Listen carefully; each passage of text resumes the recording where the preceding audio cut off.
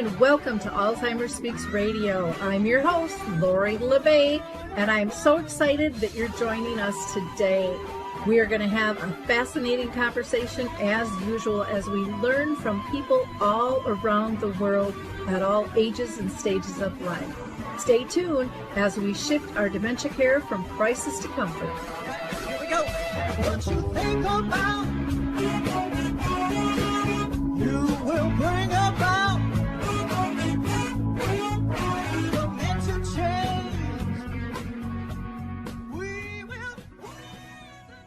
Hi, everyone. I'm Lori La Bey with Alzheimer's Speaks Radio, and I'm thrilled that you are joining us today because we're going to have a fascinating and insightful conversation with the one and only Naomi Feil, who is the creator of the Validation Method. Now, before I introduce you to her and our other guests today, I do want to just let those who might be new to our show know a little bit about us. And that is we are about raising all voices, big and small, all around the world. And we are not about sound bites. We like to have sound information. So we have real, authentic conversations with people actually in the trenches. And maybe you could be one of our next guests. If you think you have a service, product, or tool, maybe you have a story, maybe you're living with dementia and have something that you want to share with our audience, please reach out to me at radio@alzheimersspeaks.com. Or you can go to our main website, alzheimersspeaks.com.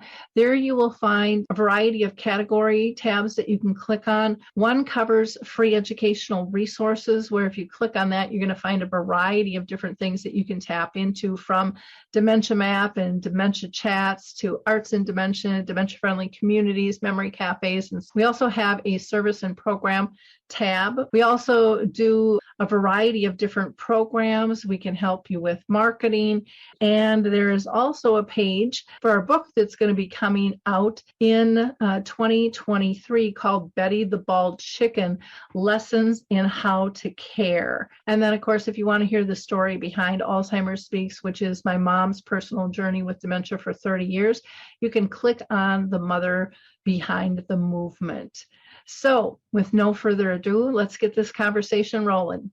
Well, welcome everyone to Alzheimer's Speaks Radio. I'm thrilled you're here joining us today. We are so honored to have Naomi Feil with us.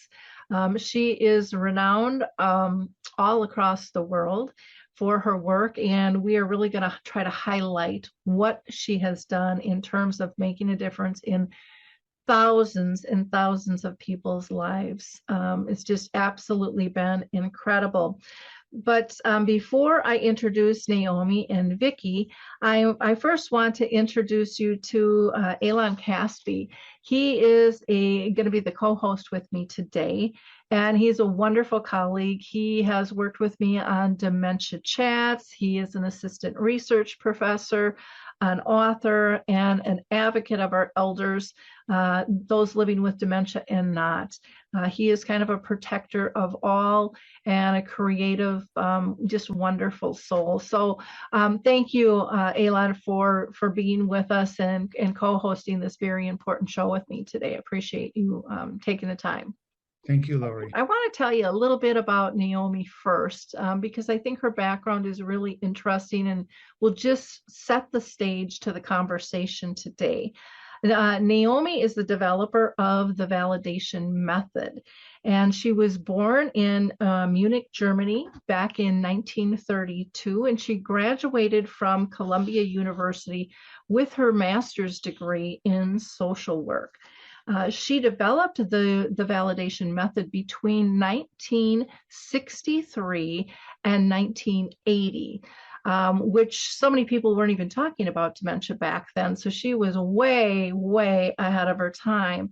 And through her practice, as a response to really her dissatisfaction with traditional methods that were being used for severely disoriented older adults, the birth of validation, was born. And in 1982, she published her first book, Validation, the Feil Method, and her second book, Validation Breakthrough, was published then in 1993. Naomi and her husband, Ed, have made just a ton of films and videos about aging and validation.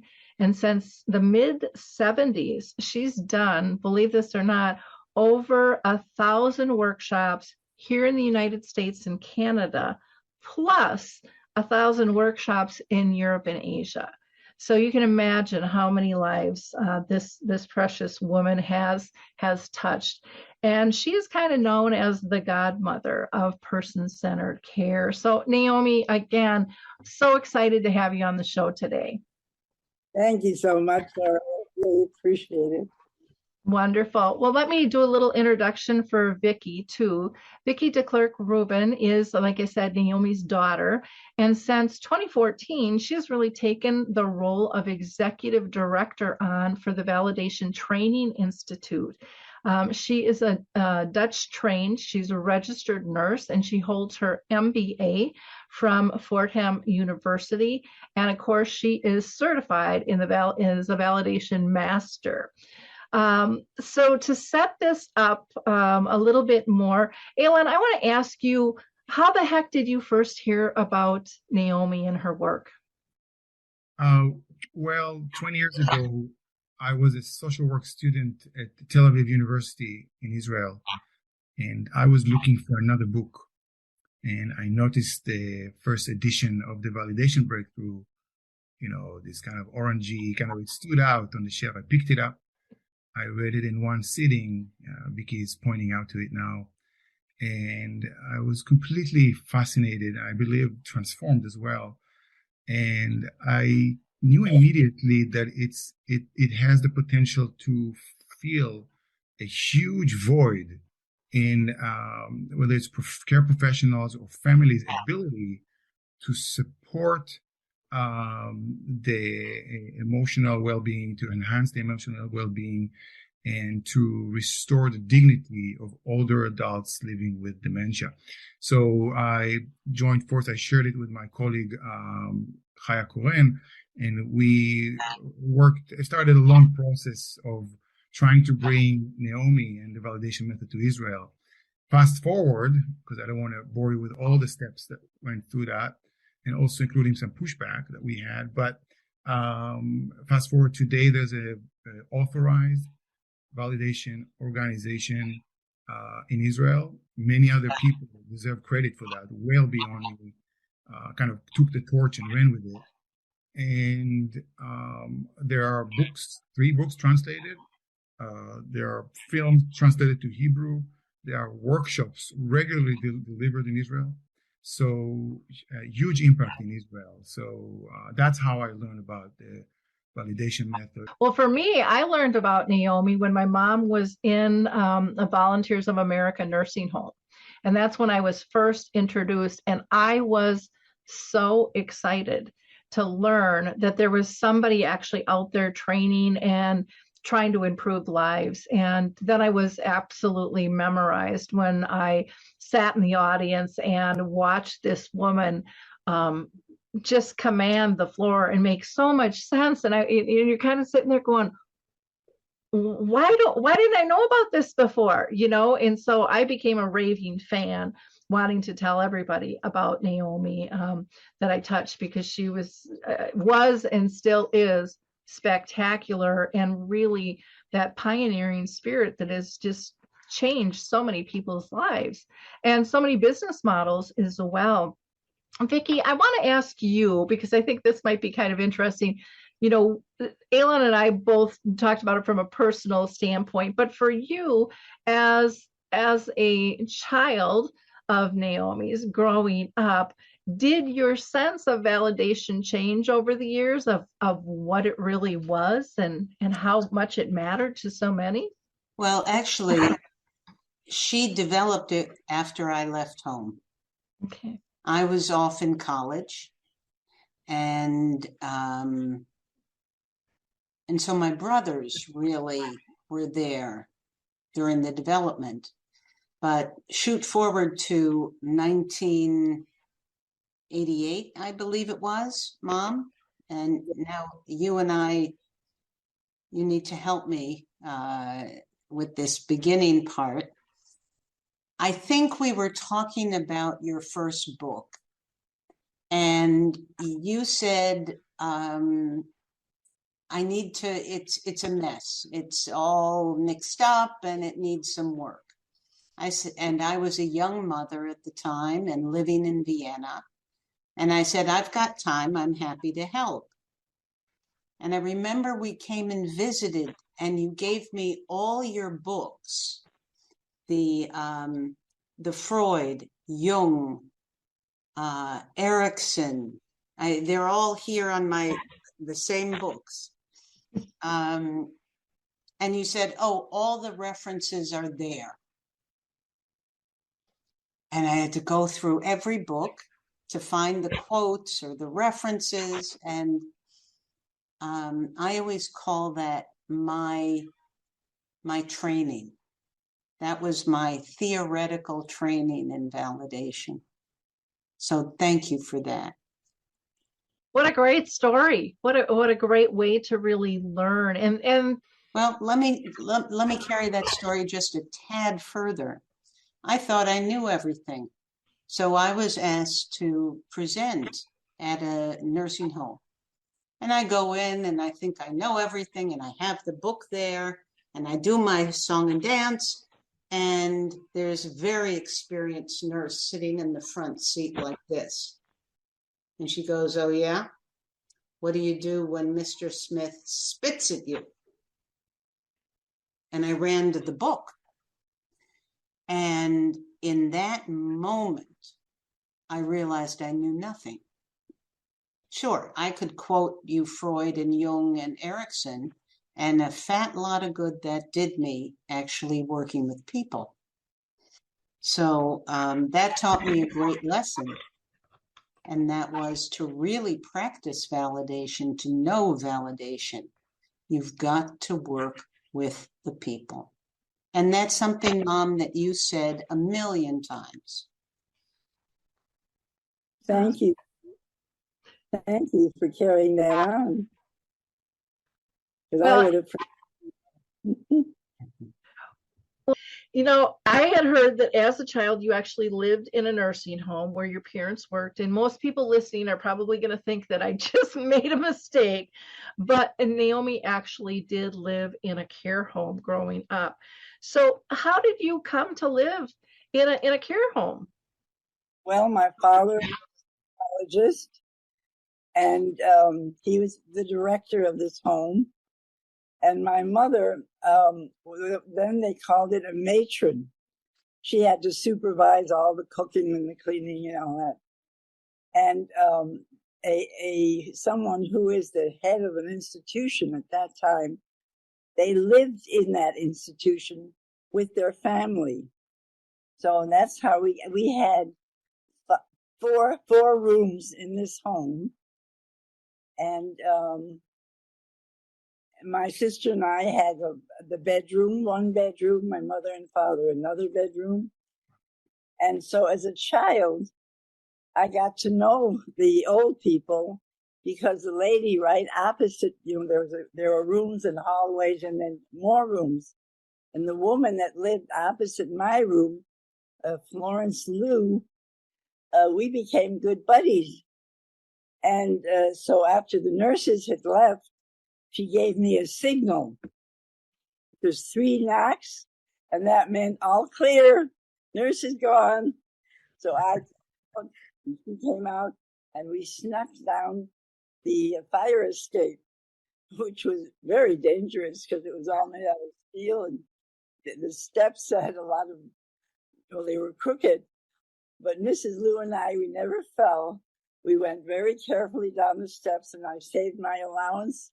And we went to the local drugstore, Strike's Pharmacy, and we had an ice cream soda. And we did that for we wandered around. We had a lot of fun. Except one night we were sitting at Strike's Pharmacy having our ice cream soda, and I heard a voice saying, "There she is." And that was the nurse, with 2 policemen. So when I next saw Mrs. Liu, she wasn't the same. Her eyes were glazed, her movements were mechanical, She couldn't talk with me very much anymore. She wasn't my friend anymore. She was a different person. They had given her shock treatments. And me, my father hit me really hard for going out with Mrs. Liu. Yeah. Wow. So, yeah. I would imagine that is one of your strongest memories of living there. Was there anything else about living there that you wanted to share? Well, this is, I don't know if I should share this, but anyway, I would go to the hospital section and say hello to the people. I didn't have many friends at that time. We had come from Germany, and I think I still might have had an accent. I'm not sure. But anyway, I would go to the hospital section, and I went one day, and I saw one of the old men giving one of the nursing aides some money, and then she was masturbating him.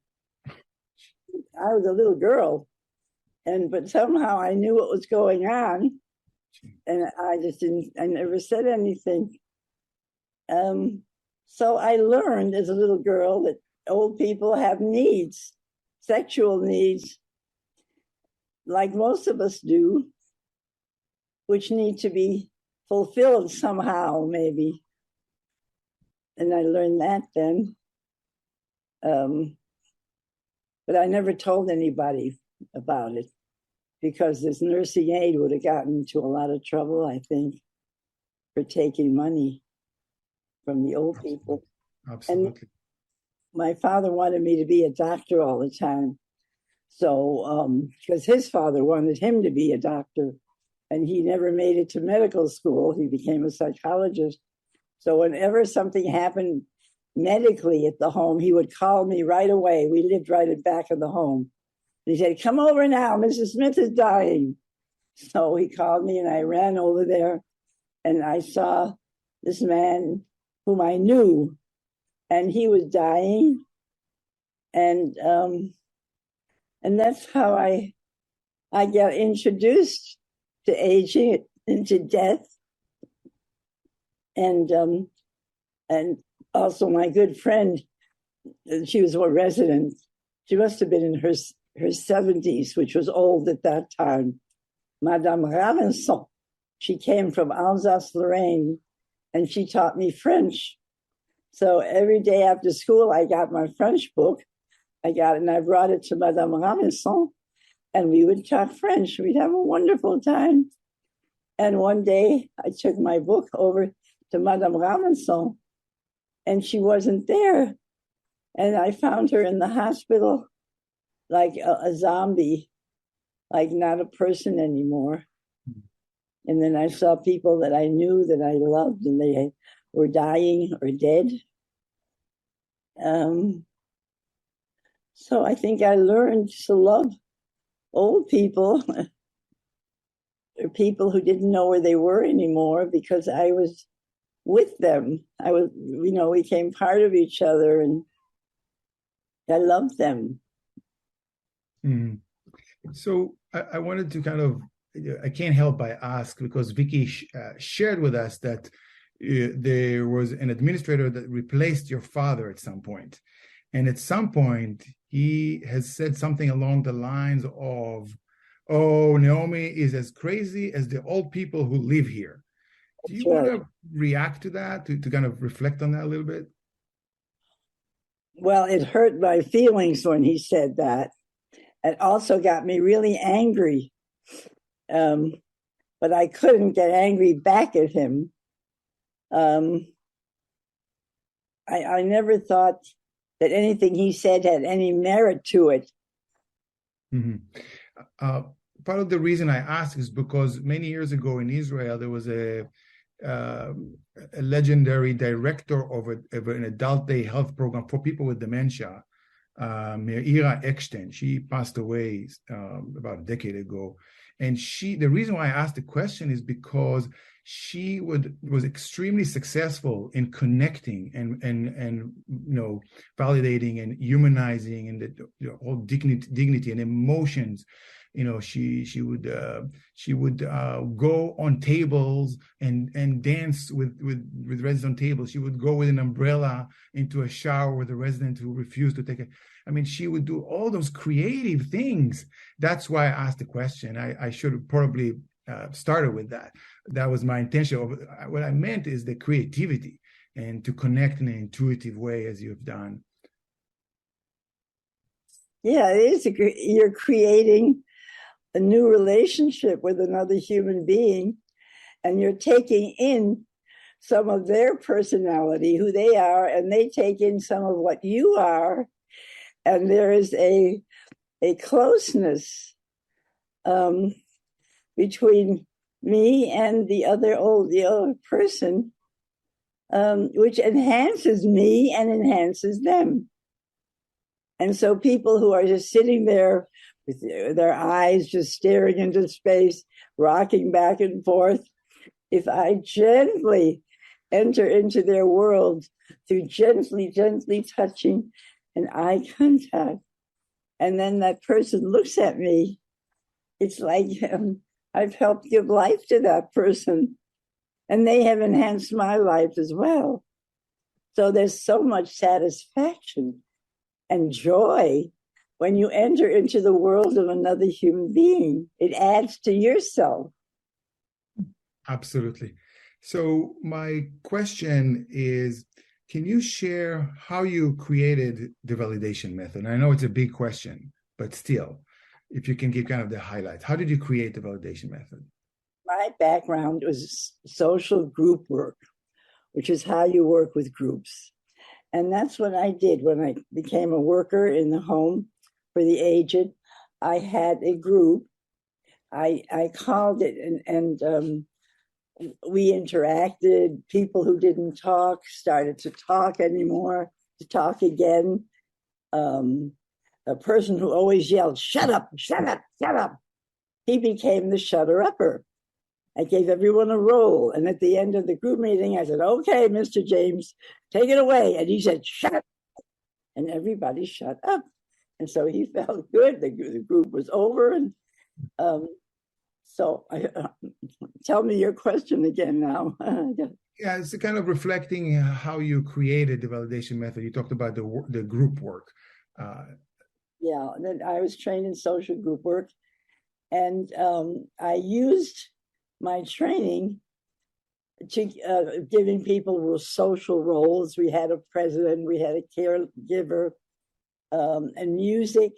I learned how important music is. So I used my background in social group work, as well as my knowledge of being a resident in a home, because as a little girl, I would go to people's rooms and we would talk to them and we'd have fun. We'd go to the local movie store, movie theater, Heights Art Theater, and we just have a great old time. Now I lost Mom, tell the story of Mr. Rose, because you've always told me you learned validation from the old people like Mrs. Gogolick and Mr. Rose. Yeah. Well, first, Mrs. Gogolick, she always used to take her, at that time, we had diapers for the old people that were incontinent. So she, in the middle of the group, she would and we had big safety pins. She would unpin her diapers and take them out, and she would fold them very carefully. And when I explored, I didn't say, but you're folding your diaper, Mrs. Gogolick. And she says, yes. She says, everything in its order. And when our president said hello, she would say, ladies, we all have Flumpkin-Baggins disease. And I said, Mrs. Freeman, what is Flumpkin-Baggins? And she said, Flumpkin-Baggins is a disease. when you get old, you have good imagination and smelly hiss. And she sat down. And that was her thought for the day.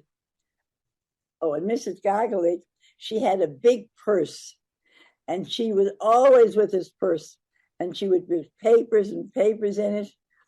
And she was a former secretary, wasn't she? Secretary and a bookkeeper. So she was filing. And Mr. Rose? Well, he had a cane.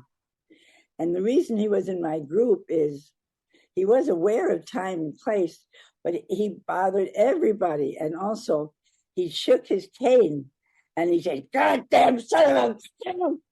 He said that my father, who was the administrator, was castrating him in the attic. So I was really motivated to have him change his mind. After all, it was my father. So I took him up to the attic and I said, "Look, Mr. Rose, there's no knife here. There's no blood, just suitcases." And he never looked. He just walked away from me. And no matter how hard I tried, he just got worse and worse in his swearing. And I said, "Mr. Rose, look at the ladies." And they would go, "Ah," but he would swear out there. You know, I said, look at Mrs. Braben. She can't take that language, Mr. Rose. She just got worse. Well, I found out from his sister that when he was a little boy, his father had locked him up in the attic for something he never did. So his father, I think, had castrated him with words. So now in his mind's eye, he was in the attic and his father was castrating him. And he was getting back at his father. So I learned that. But what happened, how validation came in. One day he said, "Goddamn son of a bitch," and I was angry at my father for something. I forget what it was. And when he said, "Goddamn son of a bitch, doctor," I said, "Goddamn son of a bitch, Mr. Rosehead, such a son of a bitch." And he looked at me, and I looked at him. We had a wonderful moment of transference or whatever. And Mr. Rose didn't yell at my father anymore. So I found the technique of mirroring, if it's genuine, because I was really mad at my father, was a good validation technique. And that's where I learned that. You have more or less covered every single principle in validation. From all people are unique and worthwhile to there's always a reason behind the behavior, no matter how bizarre, and that it usually has to do with needs and feelings. And you made reference a little bit to the use of symbols. Your father, the administrator, Herr Doctor, was a symbol for Mr. Rose's dad, and people use symbols to express pain or fear or anger. Mm-hmm. Mm-hmm. You've really, those stories are the heart of the validation method.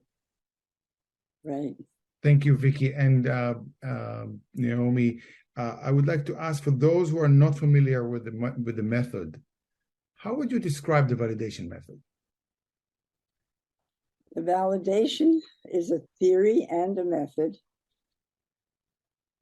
for having empathy with very old people who have cognitive decline and very old age. And it's a way of accepting their behavior and working with it, entering into their world so they don't feel alone, and recognize that they're healing themselves and supporting the person in their struggle, their struggle at the end of life, to justify having life, giving life meaning. So if I'm yelling at Doctor, there's a meaning behind that. And I finally want to yell at my father for hurting me. So the validation worker would help me express that anger. Why did you do that? I didn't do anything, and so on. And then after a few minutes, I feel so much better because all these feelings have come out and I'm more ready to die, having expressed those feelings rather than dying with all this stuff inside me. Thank you. That was beautiful. Well, I would like to ask, when you launched the validation method, what kind of response did you get from people in the beginning? Well, reality orientation and diversion, redirection, those were the techniques that were very popular at that time. And I think I was ignored. Even though my husband, luckily, was a wonderful filmmaker, and he made a film of my work, and where I used validation, but that didn't have any meaning to the people who kind of disdained it. They looked down on that, and they felt that having people know where they are and who the president is was very important. Whereas I didn't think that was so important as who I was and how I'm going to deal with my life before I die. As far as people, can you break down, was it like the medical community or academics or families, that you felt pushback from? Yeah, all of those. Well, I think, as I said, the administrator of the home where I worked said I was as crazy as the people I worked with. So nobody respected me at all. And when you'd have a group, one of the important principles is that you have privacy, that you can get the we feeling, that you bond the group. But when I was working, there was no we feel in the middle of it. It was hard to get the people together to have feeling we are a group and so on. So in the middle of it, the nursing aide would come and take the lady who was my welcomer, and she would take her right out to give her some medicine. And people walked through all the time, back and forth. And of course, it's hard to get energy, to get attention. But then when people were walking by, the attention was lost. So I had no support from the administration or the other staff people. Mm-hmm. So it was lonely. And I did have students from the School of Social Work. And I worked with them. And they were very helpful. But I never was recognized for understanding the old people, or for, it's kind of ignored by the medical community. Wow. And when you went out to speak, try to, I don't like the word promote, but when you went to increase awareness, say, to the method with organizations out there, or medical organizations, or academic or other organizations, what kind of responses will you get? Well, they asked questions, and they never laughed at me. So I think the people that invited me has some stature, and so that the people who were listening to me, they listened, and we had interaction. And I think people did gradually see the validity of what I was doing. Mainly role play, I think.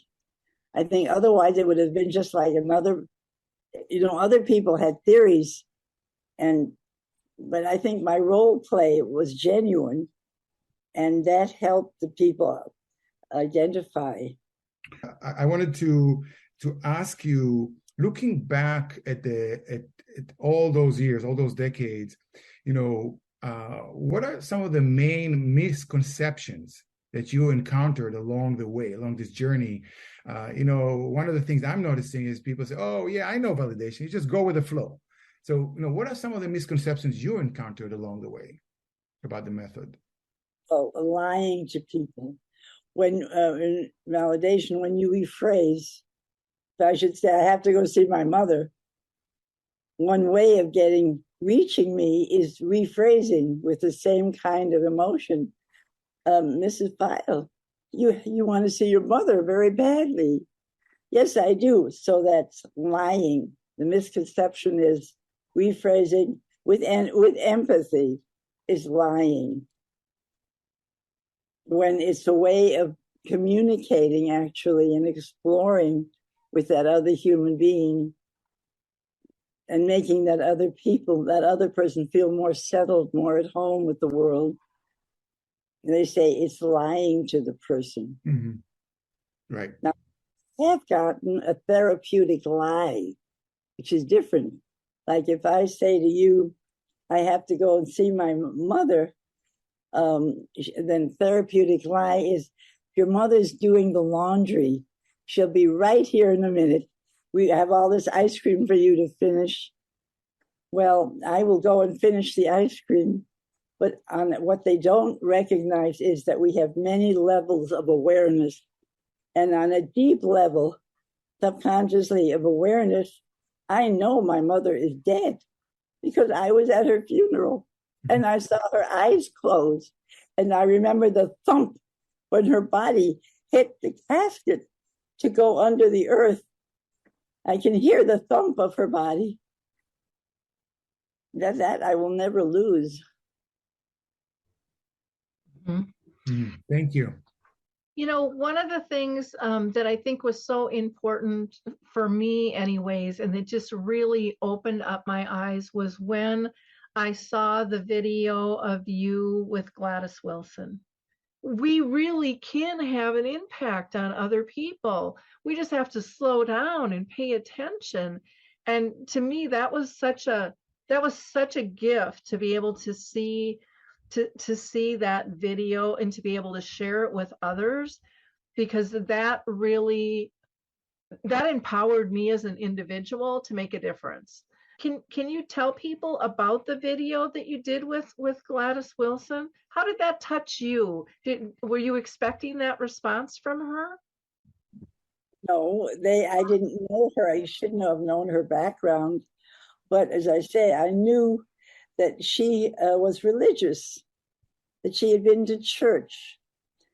And I also know that when a person is locked inside themselves, if you gently touch them where their mother touched them, that can often wake up a human being, and so that you can have a relationship with them.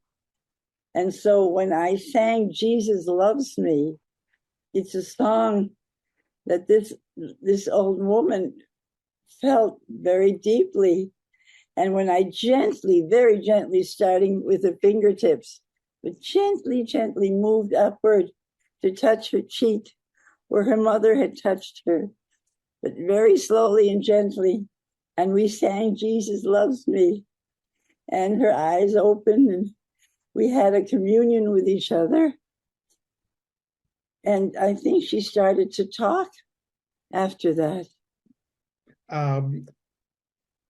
So looking back, what are you most proud of regarding the validation method? Well, when I read what you said, which I forgot the exact numbers, but how many people are using validation and changing the lives all over the world, that makes me feel really good, like my life is worthwhile. Because look at what's happened. My life was not for nothing. It's meant something. Absolutely. Wow. You touched so many people in so many countries for so many years. And wow. And this will inspire also, generations to come for sure. Yeah, I'm grateful to Vicki for keeping on my work, which she has done so beautifully and faithfully. Yeah, she really has. Now, speaking of numbers, I'll just plug this in here now. The validation has been adopted in over 30,000 care homes in multiple countries. Nearly 500,000 professionals and family care partners have attended your workshops around the world. And there are 24 validation centers that teach the validation method in 14 different countries. Talk about an impact. I mean, that is just truly unparalleled to pretty much anything we've seen out there in this space, Naomi. You know, I am just so thankful that you didn't give up when people were, you know, pushing back at you, when you were just charging forward there. So, you know, one of the things I wanted to ask you was, you know, how did you make all that happen? The workshops, the one woman show, the books, the videos. Where do they come from? Well, first of all, I didn't pay attention to those people who were espousing reality orientation because I knew the people. I lived with them. You know, when we were at the Montefiore home, I lived right across the street from them. You know, I say across the street, there was a hallway. But I knew the people so well that I didn't have to worry about those other people who said that they should know the day and the date. And when you're so very sure of something, then if somebody contradicts you, you don't worry about it. Let them contradict you. That's all. That's their business. I know what I'm doing is good, and I know that it's helpful. I'm so sure of that I don't have to worry about the other people that. So what you're saying is that the reassurance and the confirmation, the validation, if you will, came from the most authentic source, which was the residents. That's right. My question is where did your powerful lifelong drive for the validation method come from? From the knowledge that I was helping people, that people, when I validated them, their eyes would open, people who would sit day after day with their eyes closed, moaning, their eyes open, they looked at me, and some of them started to talk. And it was like, almost like you lift a wand, you know, the fairy princess lifts a wand and people start to talk. It was like that, sort of. It gave me a great deal of pleasure myself. So I got a lot out of validating the people for me. That's wonderful. That's wonderful. Thank you. You're very consistent with the source of inspiration and what moved you to go through this lifelong journey with this individual and inspire all of us. You know, so what can people learn for themselves by caring in this fashion? You don't mean the old person, you mean the caregiver. A caregiver, yeah, because I think sometimes we think we're not going to learn anything. You know, we're kind of doing those tasks, but there's nothing that we're going to, you know, receive back. Well, what I learned, first of all, from Mr. Rosenblatt, when he was angry at his father, I learned that I was really angry at my father, and that gave me a lot of insight into my own need to heal myself. I learned to be really honest with myself. And I also learned that if I'm not honest with myself, I can never help the old person heal themselves. And I learned also to put away anger that I had, which interfered with the relationship with the old person. So I learned kind of to take my own feelings and put them aside as I entered into the world of the old person. Yeah, well, and I think so often we come in with those emotions, and then that older adult will mirror that back, and then we get mad at them where they were fine before we came into the room, you know, because they're mirroring us back. But I think we just aren't all that evolved in terms of really looking within and the impact that we have. Thank you. Vicki, go ahead. I wanted to add two things that I think are important for people to hear what you can gain from doing validation besides self-knowledge, which my mom talked about, learning about your own life tasks and needs. What she touched on, but I want to reinforce, is the joy of connection, of real human to human communication. There is such a sense of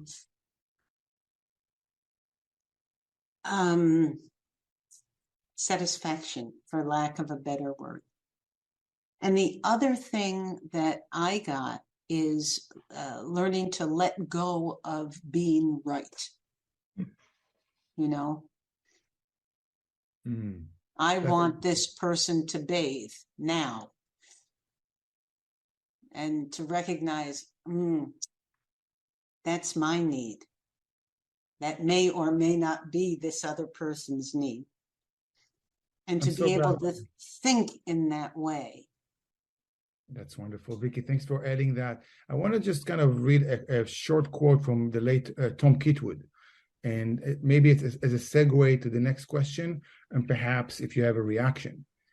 People with dementia may have something important to teach the rest of humankind. If we make the venture one of genuine and open engagement, we will learn a great deal about ourselves. So, Naomi, what are some of the key ways the validation method has helped to change the image of this population? We're talking here about the stigma, right? What? About the widespread, deeply ingrained stigma and misconceptions and prejudice about older adults living with dementia. So how does the validation method help change that in your mind? Right. Well, when people ask questions like, what do you do for them? And those people, when they use them and they and those, putting people in a category like that, they are all alike. And this is how you deal with them. To me, that's really looking down on people as well as yourself, that you can't see that this person is an individual and is struggling, and there's not one way that you do with everybody. Each person is unique, and you got to see the world from their point of view, which is really helpful to me because I see my own prejudices. Yeah, I'm angry at this woman because she reminds me of my mother. When she slapped me, she has the same voice as my mother. So I learn about myself and my own unmet needs and my own feelings that I haven't examined well enough before I die. I'm thankful to this old lady. Look, she helped me do that. And she's given me a gift. So what would you say to someone who would say, well, people in advanced stages of dementia, they're, living dead, they're no longer there, there is no point, don't waste your time, don't bother. What would you say to that?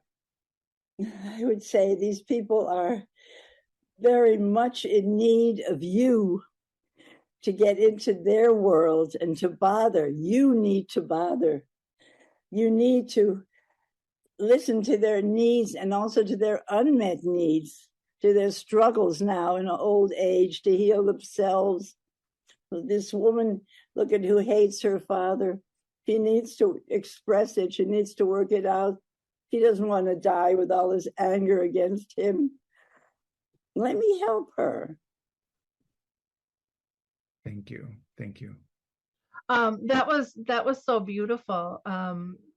To help people process, before the end of life. I don't think people understand the importance of that. I think death is so scary to so many people, but I want to pull us back to the stigma, and I would love to hear if there are some words that you think kind of perpetuate the stigma.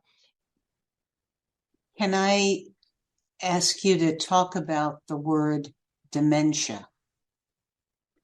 I think it's a very unfortunate choice of words because it comes literally from the Latin. Mens, mentis is mind, and dis means away from. So dementia means literally away from the mind. Well, if I have a memory loss, I may have lost my cognitive mind or awareness, but I have an intuitive mind. And my intuitive mind says to me that you really listen to me, that you really care about me. So to say that they've lost their minds, I think, is really looking down on people. Is there a word of choice that you would prefer people to use versus Loss of cognitive, I can't think of one word, loss of cognitive awareness. Okay. Yeah, I know I've struggled with that, and it seems like the community itself doesn't like any word that comes up, and they want to change it. And I love your explanation. I think that's a great way to educate people as well in terms of there's two ways to look at this word, and not everybody's looking at it the way everyone else is looking at it. So I think that is really important. So thanks for sharing that. Naomi, could you share, and I know you kind of touched upon it in different ways, but and if you want to move on, that's fine, but could you share how you see the validation method as a holistic method? Well, I was doing my group, and the psychologist afterwards, after the group, said to he listened, and he said, he's the one that said to me, you're validating the people. And part of that is you're seeing the whole person. You're not just seeing that they can't talk anymore, but you're seeing that her eyes have a little tear in here, and she's moaning a little, and she's moving back and forth. I think she may be missing someone she loves. So holistic is, I'm not just looking at her memory loss, but I'm looking at her eyes, I'm looking at her whole being, and I'm looking at her fingers that are grasping for somebody, I think, to love.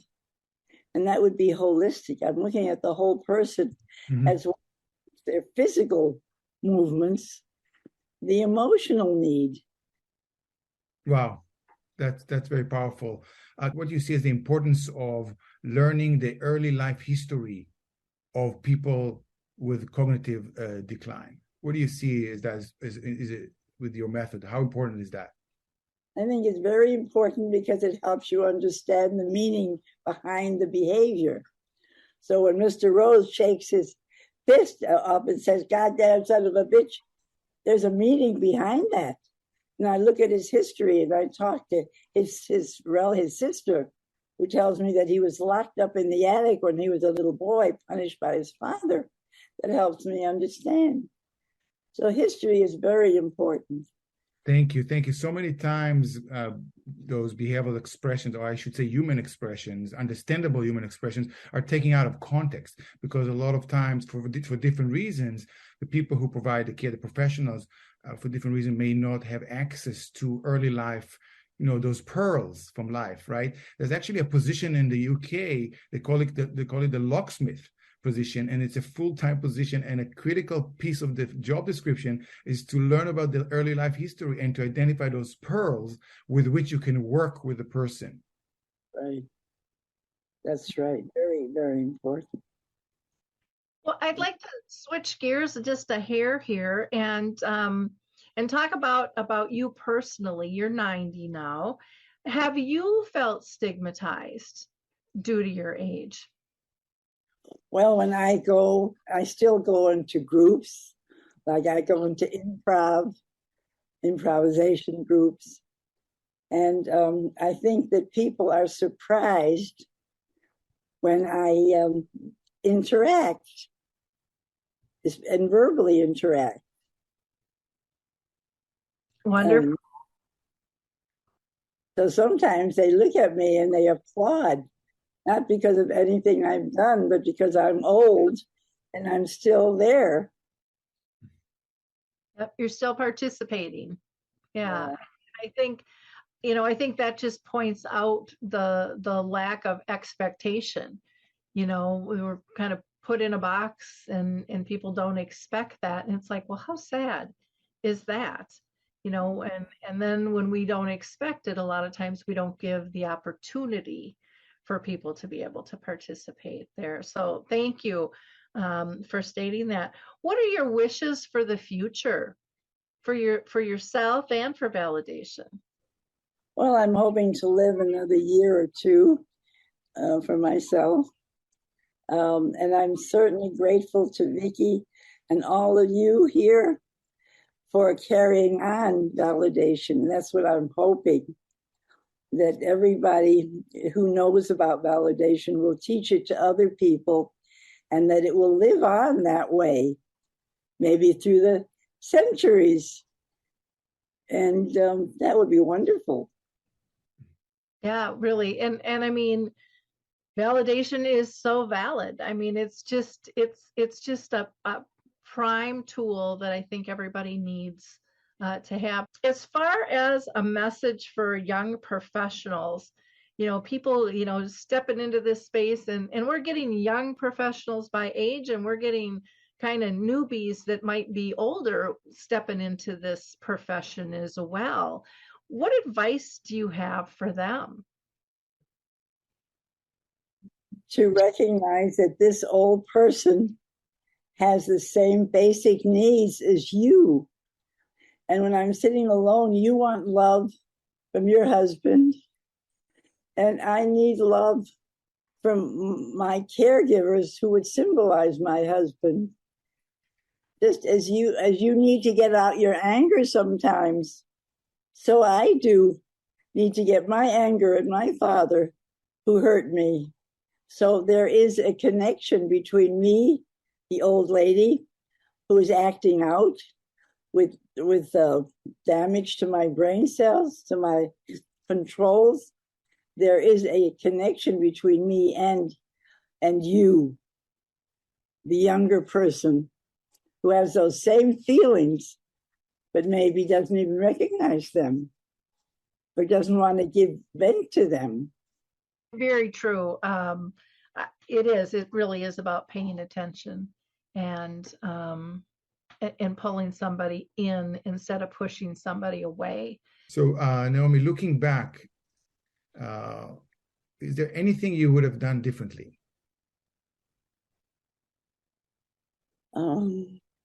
I'm sorry, I know this is a big question, but still.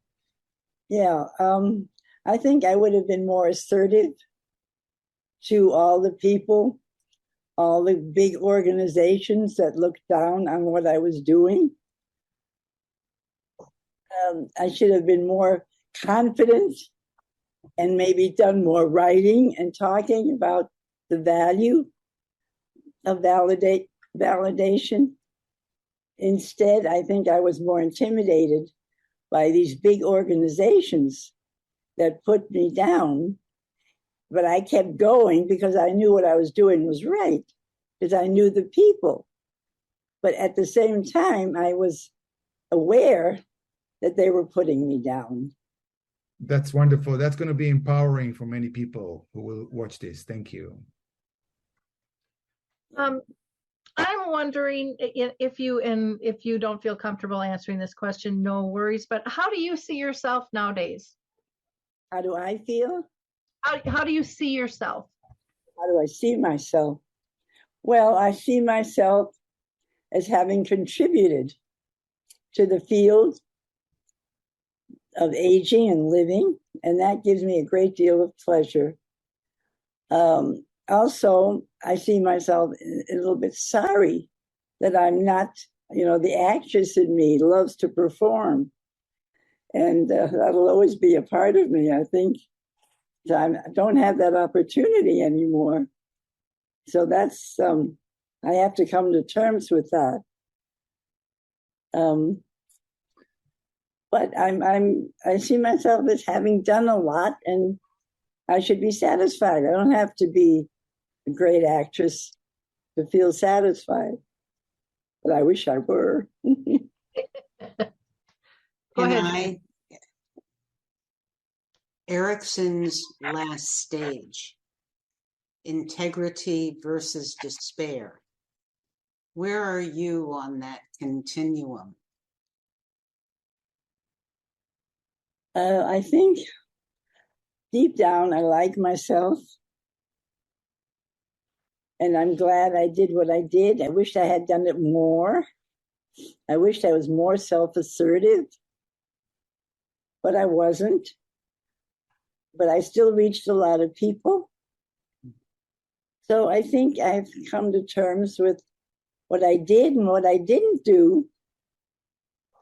And it's okay. You see what I did, and that's important to me as my daughter. And you're carrying on my work. And that's a wonderful thing. That's really a gift to an old person. When their children carries on what they've done, is a wonderful thing. Where are you now in your life process? Well, I think I'm about ready to die. I know it will come, and who knows what it'll be like when it does come. But I think if I do any performing, I would enjoy it. But if I don't, I did it in the past, and I did enjoy it, and I'm happy for that. Yeah, and I think, Naomi, your unfulfilled dream was also a blessing in disguise for the field and for older adults with cognitive decline, because you used that skill and you honed that skill, and you were able to demonstrate the impact, the power, the effect of this method with that skill. So we're grateful, and so many people around the world. So unfulfilled dream, but a blessing for others. So with the last question, if you feel comfortable for yourself personally, what do you wish for now? What do I wish for? For yourself. Well, it would be nice if once I could again be an actress. I'd love to do that, either on the stage or in a workshop, something like that. But I don't think that's going to happen. So I wish that I would be happy with what I did and accept what I can no longer do. And when I die, I can die more or less in peace, let go, that I can let go. Thank you. Thank you so much.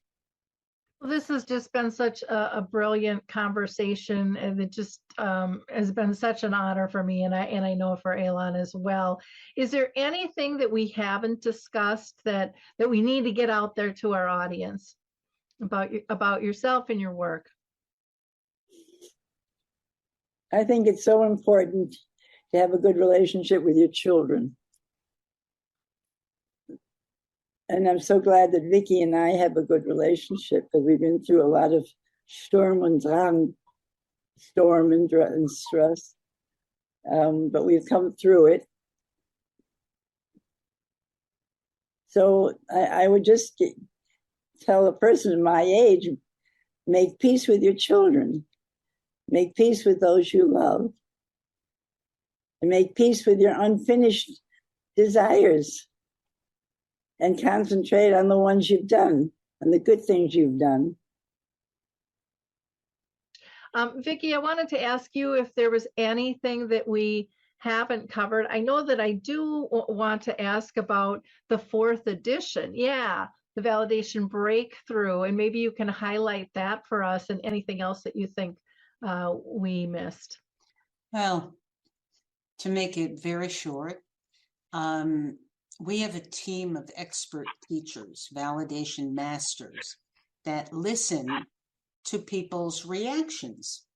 And over many years, we've heard that people had they felt badly about the labels that we used for the 4 phases.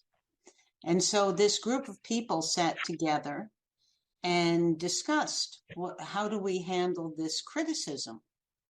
And so we basically dropped all the labels. We changed from using the word dementia. We changed malorientation and vegetation, which were the 2 labels people really didn't like.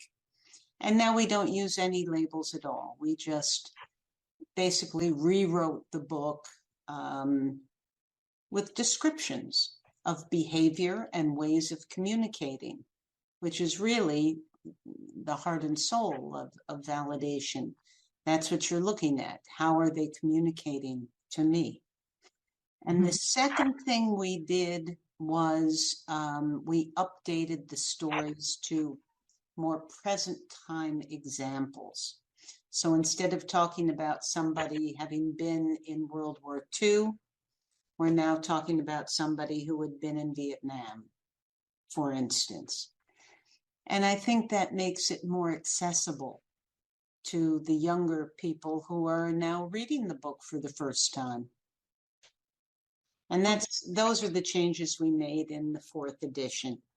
Okay. And I really like it. And we added different pictures. And I guess the other thing I want to say is we pulled all the research studies out because there are too many to put in. We've put that on our website. Anytime somebody has a published piece of research on validation, and it's sent to us, we scan it and we put it up. And we do that before we look to see, is it positive or is it negative? Because it's not for us to judge. We just put it all up there for transparency. There are over 60 academic papers and studies that are on our website and in many different languages. And we're very proud of that we now have this big body, an international body of research support. And then the last thing I wanted to say, Mom, this is a special hot off the presses news. The children's book that you said you wanted, Validation for Children, has just been published today in Dutch. Who wrote it, Vicki? A woman named Amber ten Brink. She's a Belgian woman who's a validation worker, certified. And I told her, you had told me you really wanted a book for children that taught validation ideas and techniques. And I told Amber, and Amber got very inspired, and she is a beautiful artist. She did magnificent watercolors. And the title of the book is Naomi and the Tie-Dye Club.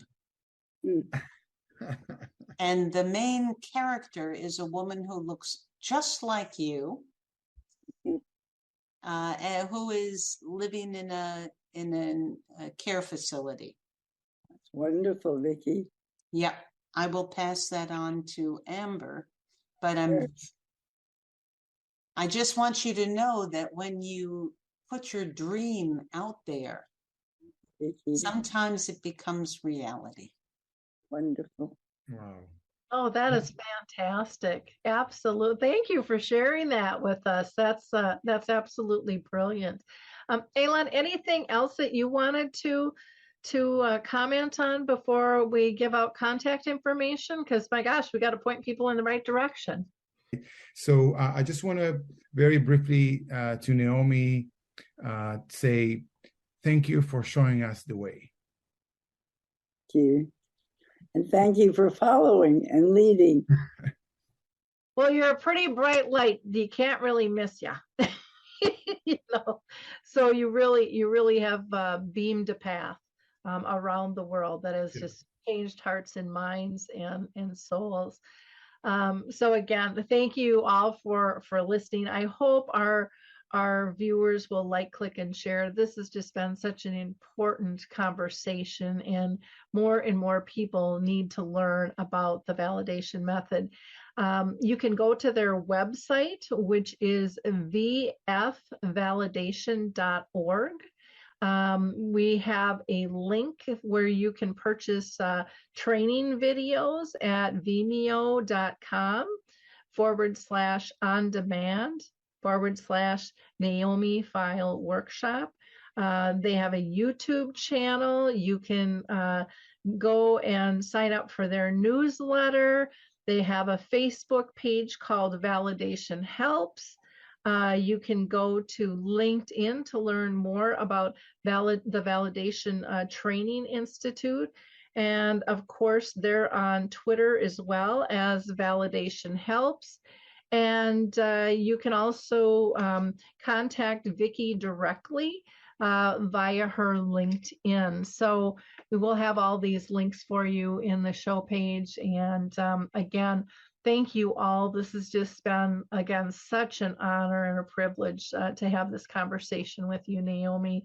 You really, your light shines brightly, and it will last way beyond, I think, any of us in our lifetimes here. This is something that will live on for decades. So thank you. A gift to me. Thank you.